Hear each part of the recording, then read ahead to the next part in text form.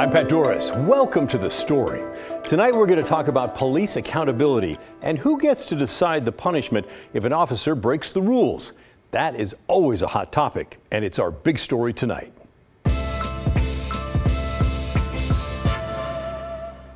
Portland's police union wants voters to take another look at a law that they passed 3.5 years ago. It dealt with police accountability. Now, that's often an emotional topic in Portland especially.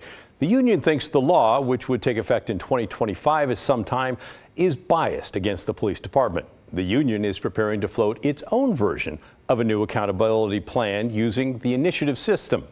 Now, advocates who support the current one that's going to take place, well, they say that law is just fine, and of course the police don't like it. That's mainly because the law would allow the accountability board to impose corrective action or discipline directly if they find an officer violated the policy. That is a big part of the issue. You're going to hear a lot about that. The citizens would have the final say under the current voted in and going to take place system. We're going to hear from both sides. First, let's take a look at what voters passed. In November of 2020, 5 months after the murder of George Floyd, as the social justice protests rocked Portland, voters approved with an astounding 82% yes vote the creation of a new independent police accountability and oversight board for Portland Police. Now, that led to the creation of a committee to set the thing up. The committee spent several months researching and hammering out a new system for police accountability. Now, that first committee was made up of 20 people, and there were requirements on who could be on the committee. It had to be 5 people who were members of an over-policed community, 5 from organizations that provide support to those over-policed communities, 5 who represent community justice organizations, and 5 who represented small business. The group created the new police accountability structure for Portland. And then that accountability structure, the program as it is now, began with its own board. It has 33 members and 5 alternatives.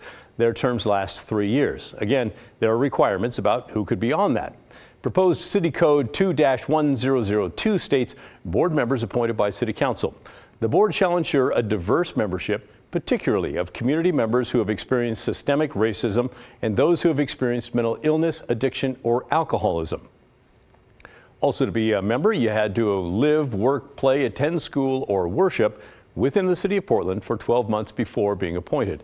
And while the proposed board is volunteer, each member would be paid hourly for their time, an average of about $5,300 a year, they expect. Organizers stated that that is to help reduce the barriers for volunteering, since some people would not be able to afford it otherwise. They will also get free mental health care if needed to help with reviewing potentially traumatic and emotional videos, reports, and records. And while we're talking about membership of the new Police Accountability Board, 2-1003 notes that people currently or formerly employed by a law enforcement agency are ineligible, so not eligible for service. And 2-1004, budget will be proportional to 5% of PPB annual budget. The board will hire a director who will run the organization. And the new board will make decisions about whether officers violated the policy. And again, as I mentioned earlier, this is a big difference than a lot of places. They will impose corrective action or discipline if appropriate directly. Okay, so that's just a little slice of the new accountability board for the city of Portland. Again, it would start doing its thing in the year 2025.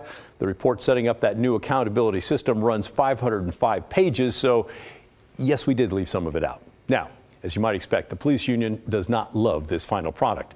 They argue the board is stacked against them and that the board should not be able to make the final discipline decisions, that they should instead send those decisions to the chief of police. Aaron Schmautz is the police union leader. The real concern we have is in the structure. When you have baked into the cake, we want to find people who have historical distrust of law enforcement and have them be the arbiter. It's going to lead to more debate, as opposed to just having a fully robust civilian oversight panel that then provides an outcome of an investigation to the chief who is responsive to the elected officials, who has experience in law enforcement, understands the laws and the rules and the regulations, makes that decision. Because again, the city is who is responsible for navigating discipline and firing people. All right, well, I took his argument to someone who spent a year on the committee that helped set this up, this new system. Jason Renaud works in the mental health field. Well, the Portland Police Association's proposal is not a national best practice. It includes police officers both as judge and jury, and that doesn't provide the accountability the community wants. Although, what about their argument that the board has been stacked against them, that it's full of people that don't like police?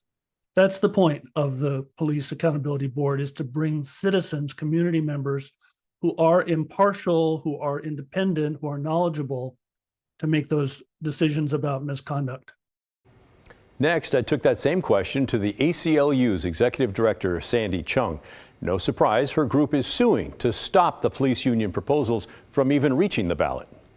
I could hear the police. In fact, I did hear the police union saying that it's unfair to them if the oversight committee is loaded up with people who don't like the police. So is it possible there could be sort of reverse discrimination in terms of the committee membership?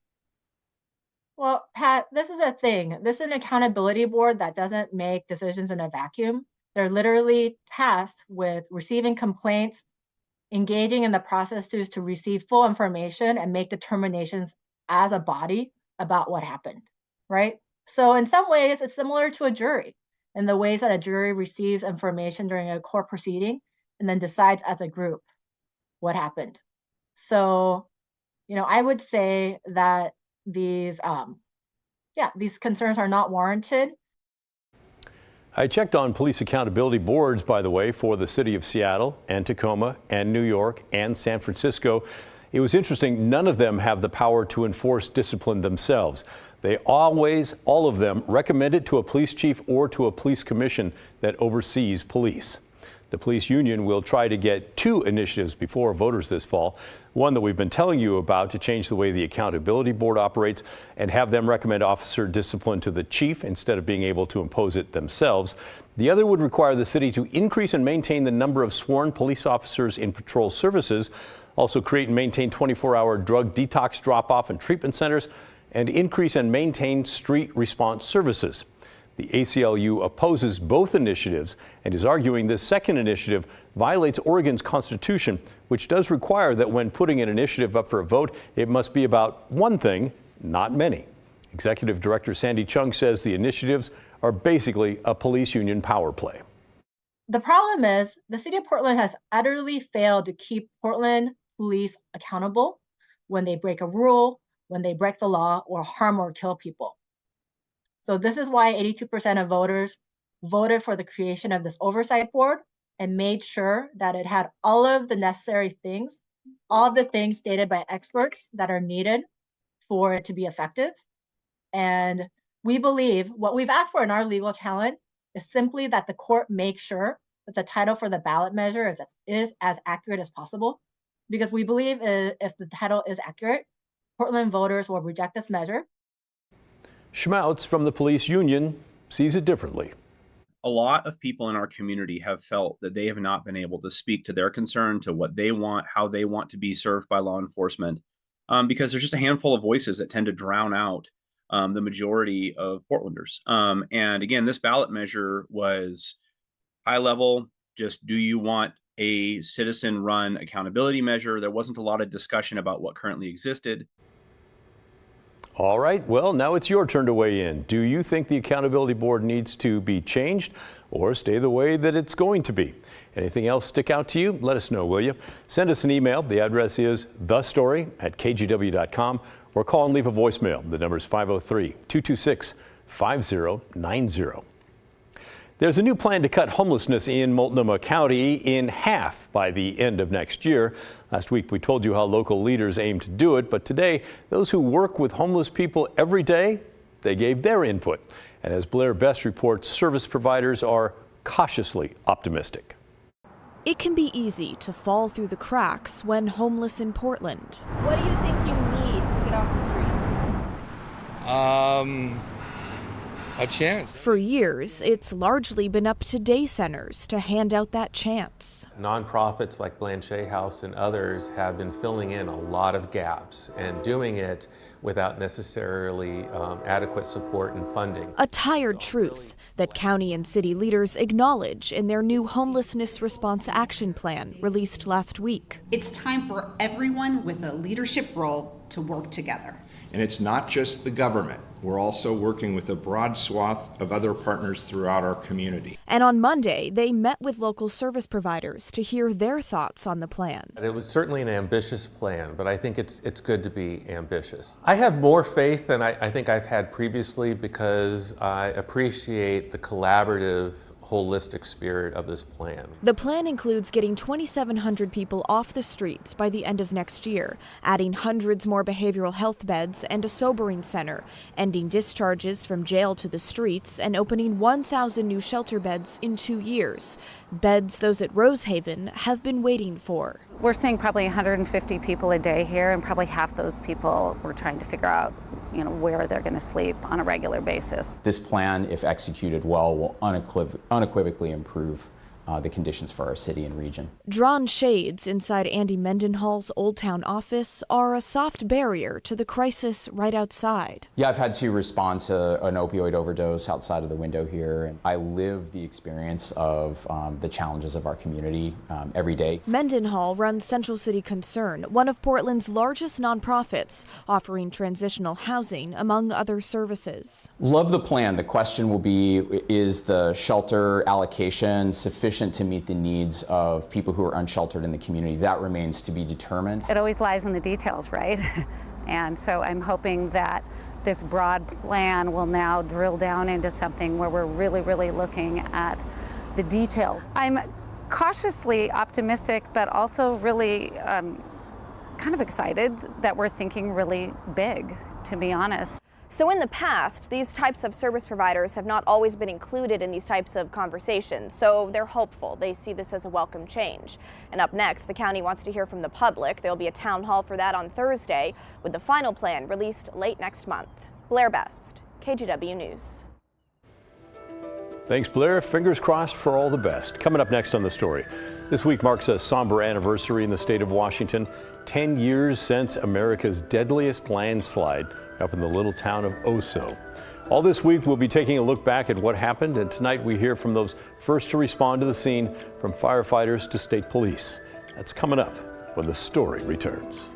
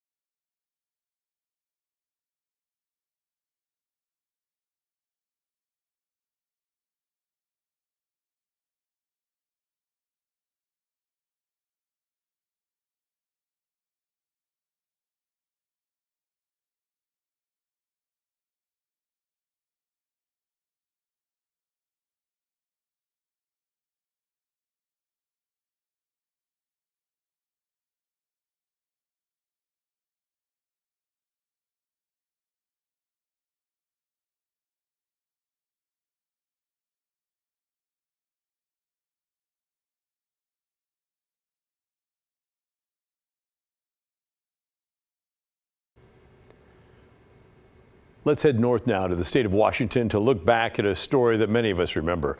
It was 10 years ago this week that America's deadliest landslide took the lives of 43 people in a nice little town called Oso, Washington.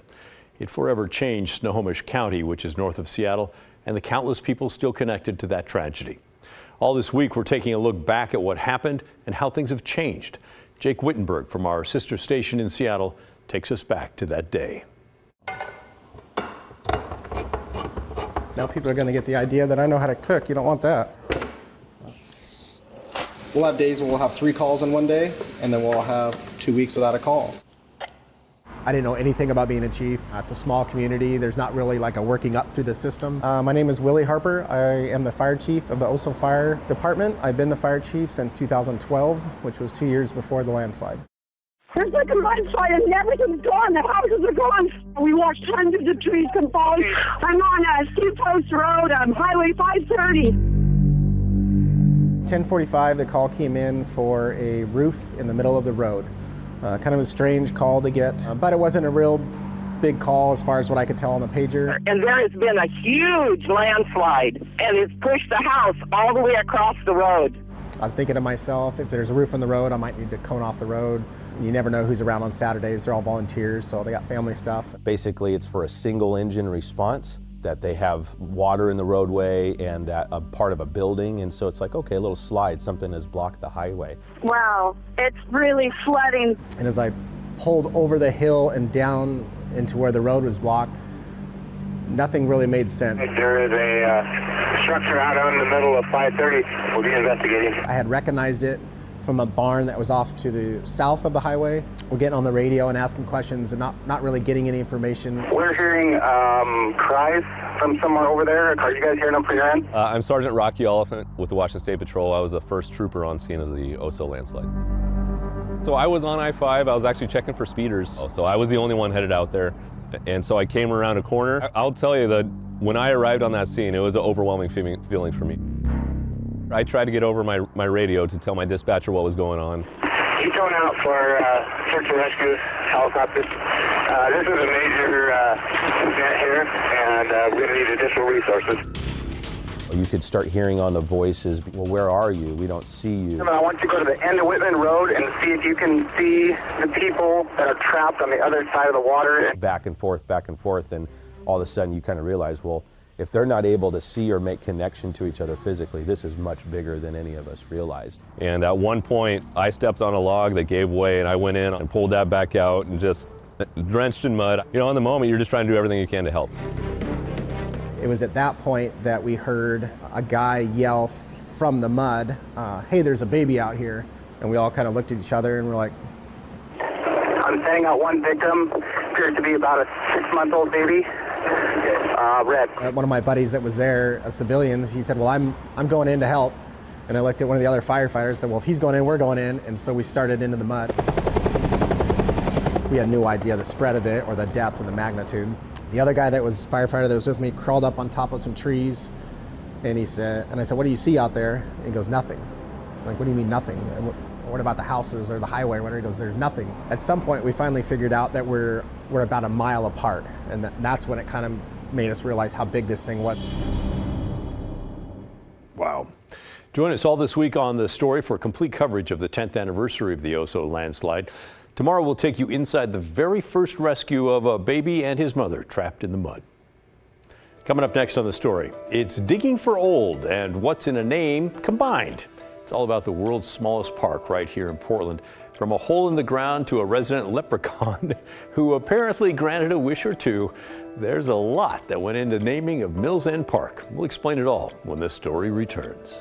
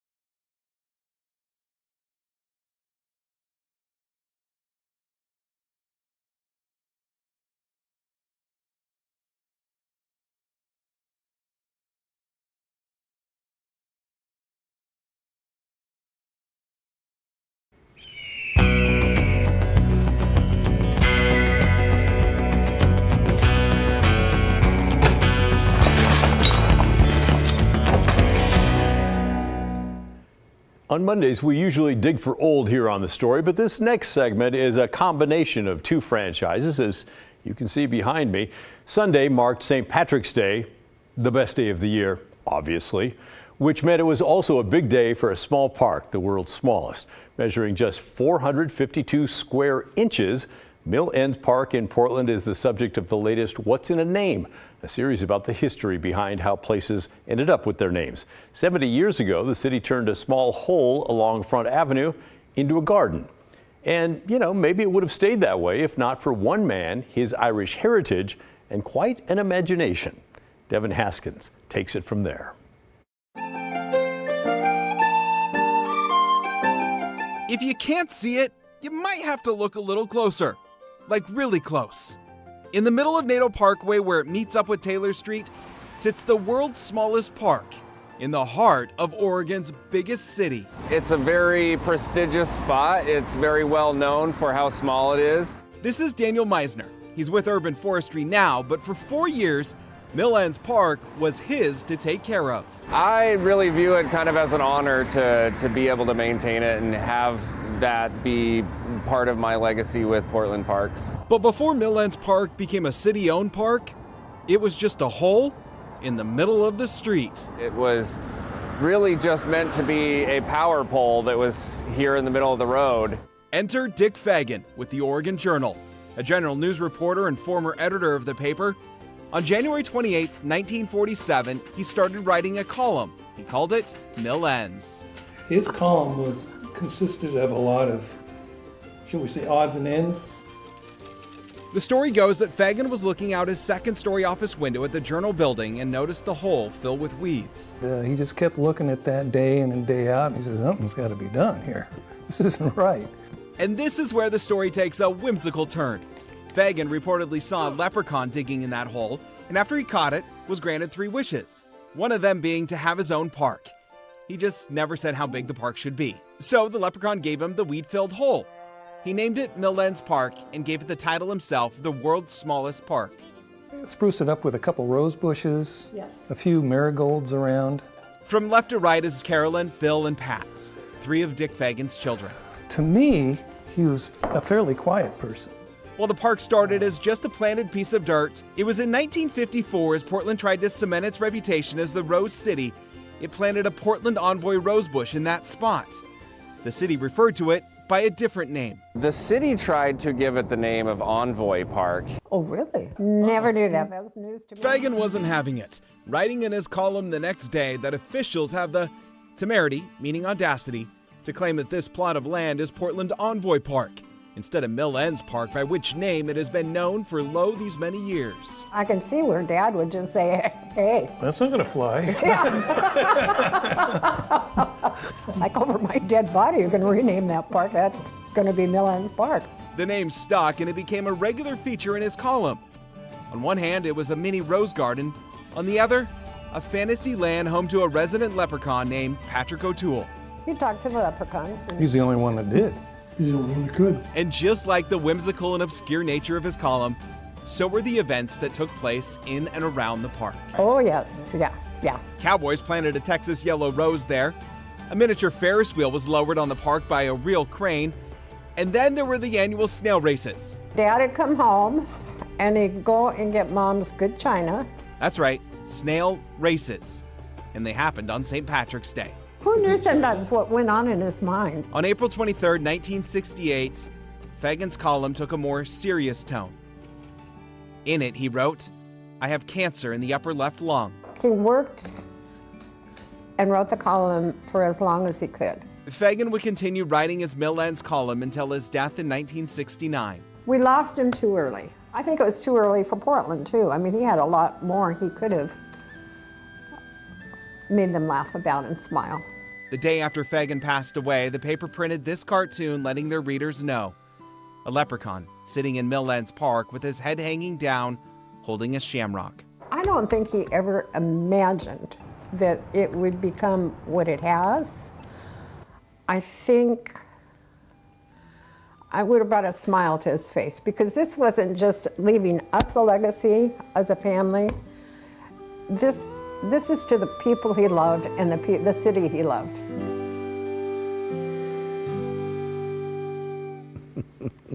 That's wonderful. Devin Haskins reporting there. In 1971, the Guinness Book of World Records recognized it as the world's smallest park. And fittingly enough, on St. Patrick's Day, 1976, the park officially became a City of Portland-owned park. And to this day, every St. Patrick's Day, the family gathers to honor their dad at the park he helped create. They sent us these photos from their celebration yesterday. Family members, young and old, gathering to remember their loved ones. Hey, that's the end of our show. Thanks so much for watching. And remember, the story, our collective story, that never ends. The good stuff's coming your way next. I'll see you right back here tomorrow night at 6:30.